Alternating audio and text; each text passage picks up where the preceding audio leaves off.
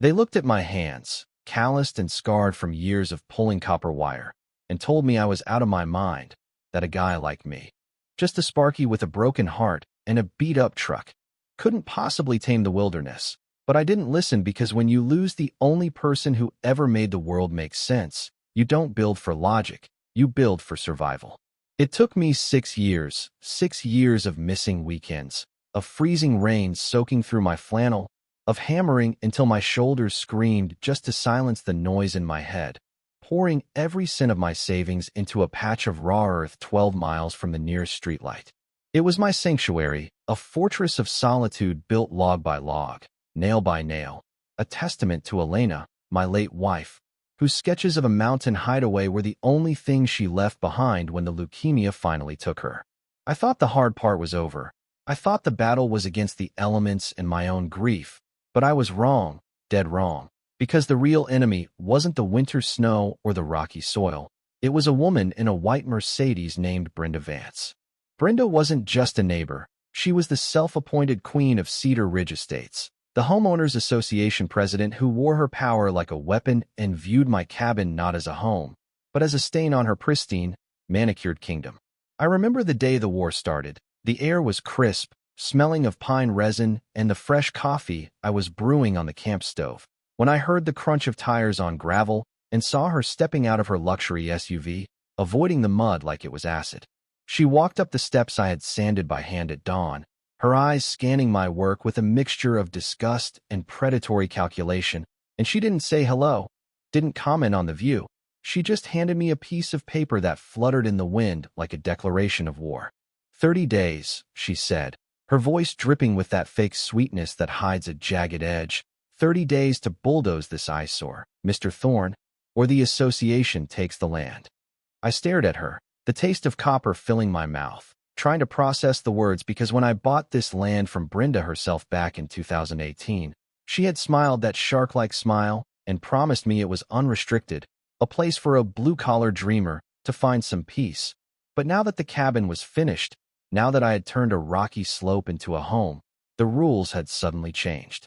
She cited bylaws I had never seen, mentioned an architectural committee that didn't exist when I signed the deed, and told me my home, Elena's dream, was valued at $285,000, which triggered a clause requiring pre-approval for luxury structures, a category she had conveniently decided I fell into. This was unrestricted land. I told her, my voice low, trying to keep the rage from boiling over. You sold it to me.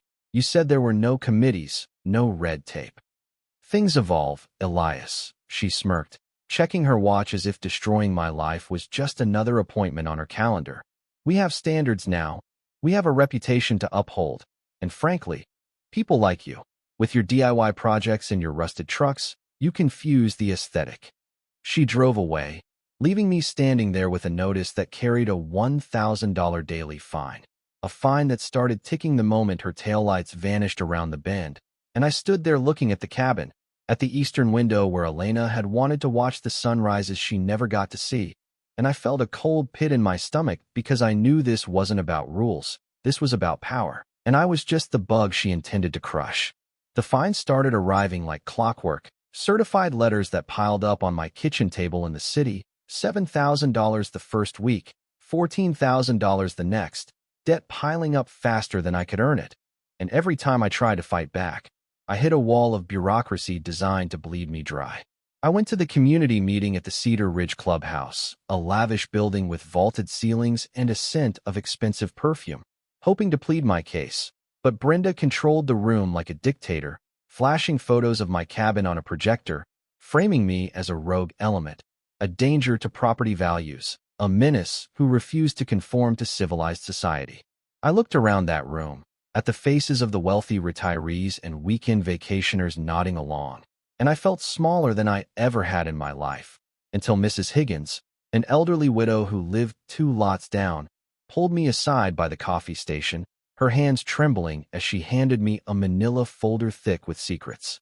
She did this to my husband, Mrs. Higgins whispered, glancing over her shoulder at Brenda, who was holding court near the fireplace. 3 years ago, she forced us to tear down his workshop, said it violated the view corridor, but look at this. She spread out photos on the table, grainy images taken over the last 5 years, showing mansions and guest houses springing up all over Cedar Ridge, massive structures owned by Brenda's friends, her brother, her business partners, all built without permits, without committee approval, and without a single fine. It was selective enforcement, a weaponized double standard where the rules were a hammer for the working class and a suggestion for the elite.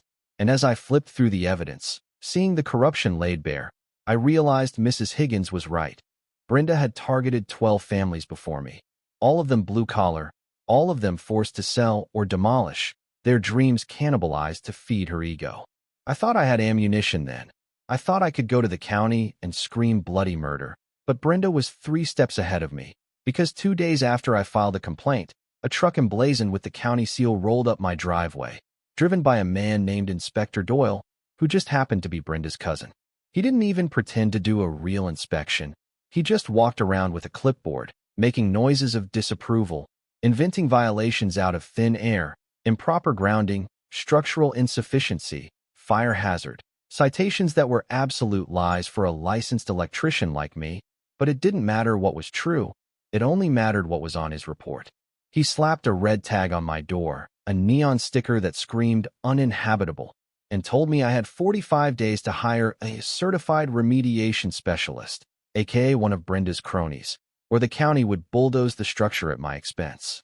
I sat on the deck that evening, the red tag flapping in the wind, feeling the walls closing in, the system rigged so thoroughly that I couldn't breathe. But the final blow, the one that almost broke me, came a week later when my insurance agent called, his voice icy and detached. "We're canceling your policy, Mr. Thorne," he said, citing high-risk litigation exposure. And when I asked why, when I begged for an explanation, I found out that the insurance company, Summit Peak Liability, was 40% owned by Greg Vance, Brenda's husband. They had cornered me, cut off my financial legs, threatened my livelihood, and rigged the game, so I couldn't even afford a lawyer to tell them to go to hell. And for a moment, just for a moment, I considered giving up, considered signing the deed over and walking away just to stop the bleeding. But then I looked at the fireplace, the stones I had hauled with my own hands, and I remembered Elena's voice, fierce and stubborn even at the end, telling me that a home isn't real until you fight for it. That night, I didn't sleep.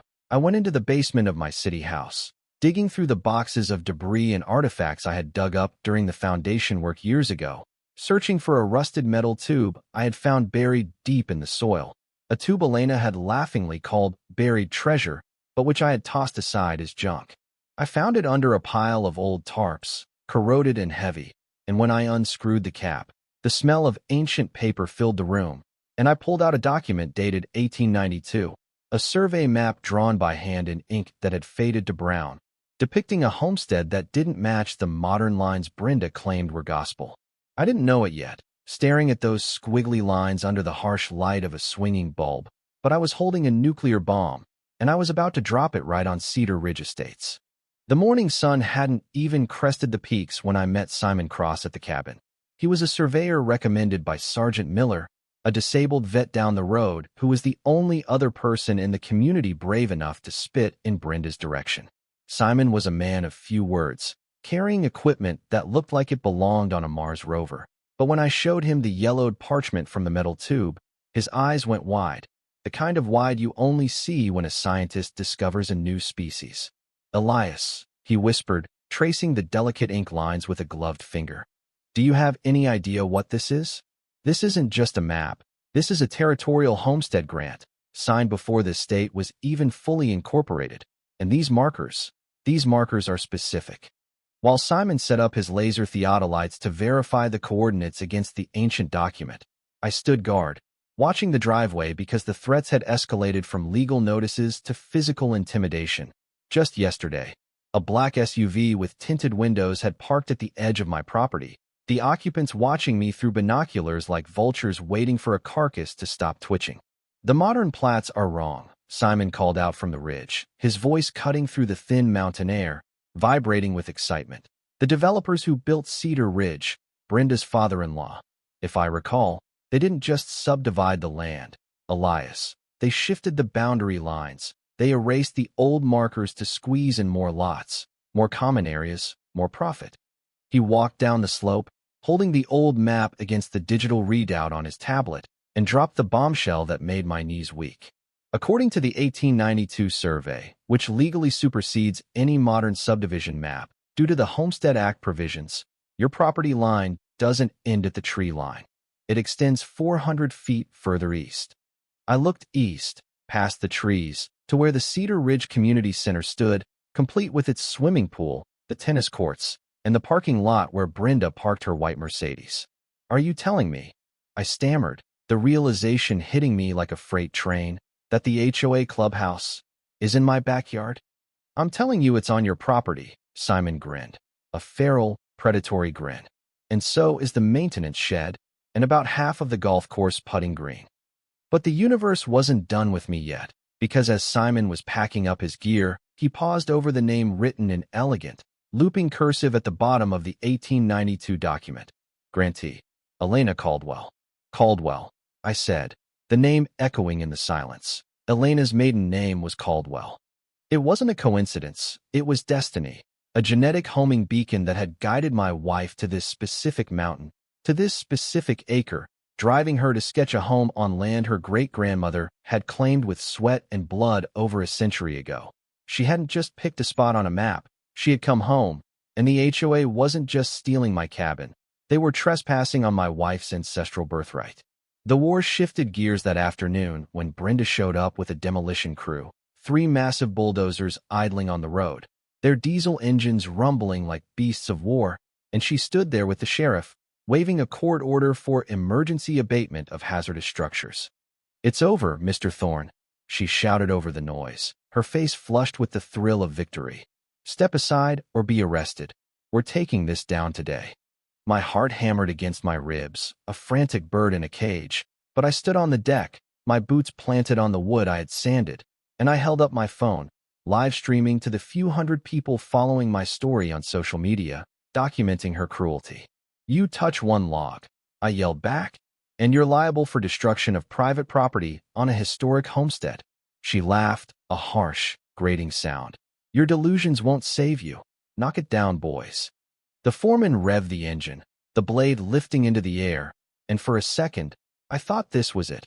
I thought I was going to watch Elena's soul be crushed into splinters, but then a siren wailed from the valley, approaching fast, not the sheriff, but a news van, followed by Arthur Caldwell, a retired civil rights attorney and Elena's distant cousin whom I had tracked down the night before.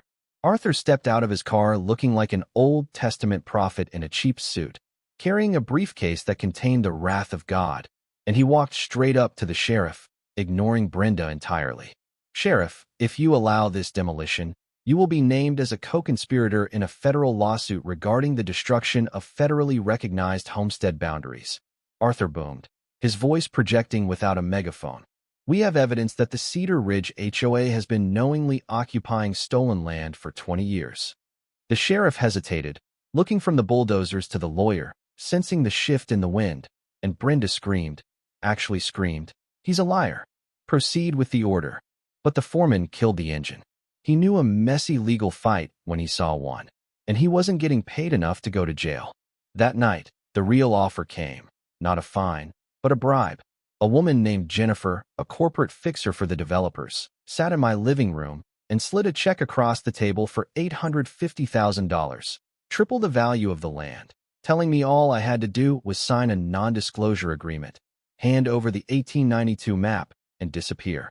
"Think about it, Elias," she purred. "You can start over, build 10 cabins, or you can stay here and watch your life burn, because accidents happen, insurance gets canceled, people get hurt." It was a threat wrapped in velvet, but she didn't know that Simon and Sergeant Miller had already rigged the cabin with hidden cameras, capturing her extortion attempt in high-definition audio and video. "Get out," I said, sliding the check back, "and tell Brenda she's standing on my dirt." The escalation was immediate and vicious. The next morning, I found my truck tires slashed, my solar panels smashed with rocks, and the water lines to the cabin cut.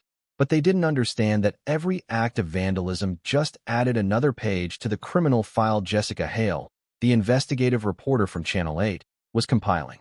We weren't just defending a cabin anymore. We were preparing a trap, a massive, public execution of their reputation, and the stage was set for the annual HOA general meeting, where Brenda expected to be crowned queen for another term, unaware that the floor she would be standing on literally belonged to me. The community center was packed to the rafters, a sea of anxious faces illuminated by the harsh fluorescent lights, the air thick with the smell of stale coffee and nervous sweat, because rumors had started to spread, whispers that the tyrant Brenda Vance was losing her grip, and everyone wanted to see if the king, or queen, would bleed. Brenda stood at the podium, dressed in a sharp power suit that probably cost more than my first truck, projecting an image of unshakable control, launching into a speech about outside agitators and malicious lies designed to destroy their property values. "Mr. Thorne is a desperate man," she sneered into the microphone, her eyes locking onto mine where I stood in the back. "Elias has forged documents, harassed our board members, and tried to extort this community, but tonight, we put an end to his circus."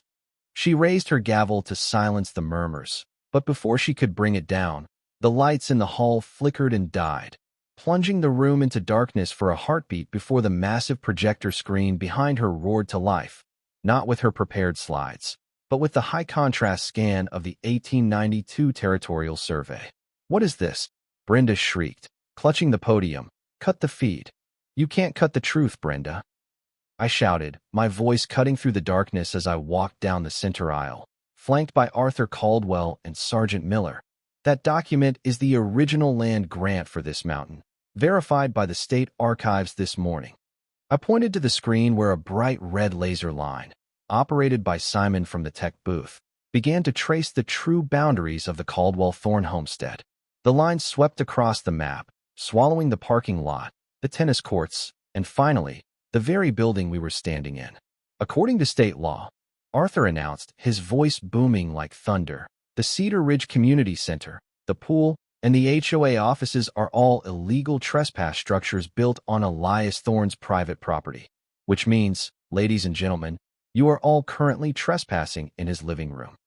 The silence that followed was absolute, a vacuum where the oxygen had been sucked out of the room, until the treasurer, a woman named Janet who had been trembling in the front row, suddenly stood up, tears streaming down her face.